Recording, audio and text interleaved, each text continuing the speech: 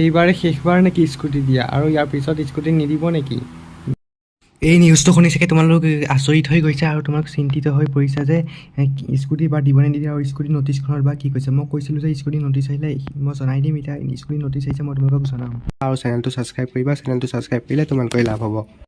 প্ৰথমে জানিলোঁ নটিছখনত স্কুটি কিমান পাৰ্চেণ্টেজ দিব বুলি কৈছে, যিহেতু ভুৱা বাতৰি বহুত ওলাইছিলে, আমুক পাৰ্চেণ্টেজত দিব তামুক পাৰ্চেণ্টেজত দিব। স্কুটি তোমাৰ দিয়া পাৰ্চেণ্টেজটো একো চেঞ্জ কৰা নাই, 80%তে দুইটাকে আগৰ নিচিনা স্কুটি দি আছে, তোমালোকে 80% পাবই লাগিব।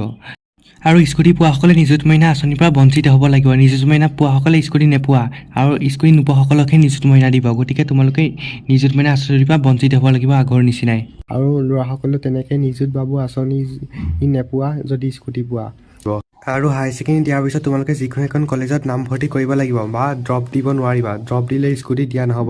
লাষ্ট 2 বছৰৰ পৰা তোমালোকে যদি কোনো হায়াৰ ছেকেণ্ডেৰী পাছ কৰি ড্ৰপ দিছা তেতিয়াহ'লে তেওঁলোকক স্কুটি দিয়া হোৱা নাই। আৰু স্কুটিৰ লগত তোমালোকক বিনামূলীয়া হেলমেট এটাও দিয়া হ'ব, সেইটো কোনেও পইচা ল'ব নোৱাৰিব তোমালোকৰ পৰা।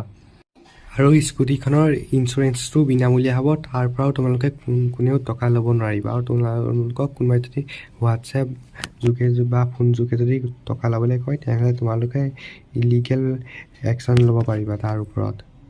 আৰু তোমালোকে এইখিনিতে কৈ থওঁ যে তোমালোকে স্কুটিখন কাষ্টমাইজ কৰিব নোৱাৰিবা, নহ'লে তোমালোকক তাৰ ওপৰত ফাইন ল'ব। আৰু তোমালোকক এই প্ৰজ্ঞা ভাৰতী আঁচনি ডক্টৰ বাণীকান্ত কাকতি এৱাৰ্ডটো স্কুটি স্কিমৰ তোমালোকৰ ডিষ্ট্ৰিবিউট কৰা হ'ব জানুৱাৰী 27 চনৰ জানুৱাৰীৰ ভিতৰত বা এইবছৰ ডিচেম্বৰ নৱেম্বৰৰ ভিতৰত তোমালোকক ডিষ্ট্ৰিবিউট কৰা হ'ব এইখন আঁচনি স্কুটিখন। কিন্তু ইয়াৰ পিছৰ বাৰত 2027ত স্কুটি দিবনে নিদিয়ে? স্কুটি তোমালোকক নিশ্চয় দিব, কাৰণ আগতেও নিদিওঁ বুলি কৈ পেলাই আকৌ দিছিলে। মই তোমালোকক ক্লিপ এটা লগাই দিম, তোমালোকে শুনা ক্লিপটো। কিছুমানে মোক কৈছে যে মামা স্কুটি নিদিয়ে। এইবাৰ আমি হায়াৰ ছেকেণ্ডেৰী পৰীক্ষাৰ আগতে বাতৰি কাকতত ডাঙৰ ডাঙৰ বিজ্ঞাপন দি সকলোকে জনাইছো যে নিযুত মইনা আৰু স্কুটি দুইটা আঁচনি ৰাজ্য চৰকাৰে পৰিচালনা কৰিব পৰাৰ সক্ষমতা আমাৰ নাই। আমাক ক'তো আমি টেক্সো নতুনকৈ ল'ব নোৱাৰোঁ। সকলোৰে লগত আলোচনা কৰি সকলোৱে আমাক পৰামৰ্শ দিছিল যে স্কুটি ফাৰ্ষ্ট ডিভিজনত পাছ কৰা ছোৱালীসকলে পায়, কিন্তু নিযুত মইনা সকলোৱে পায়। আৰু সেইকাৰণে আমি নিযুত মইনা আঁচনিখনহে পৰিচালনা কৰিব লাগে, স্কুটি আঁচনিখন পৰিচালনা কৰিব নালাগে। একেবাৰতে বন্ধ কৰি দিলে কোনোবাই বেয়া পাব।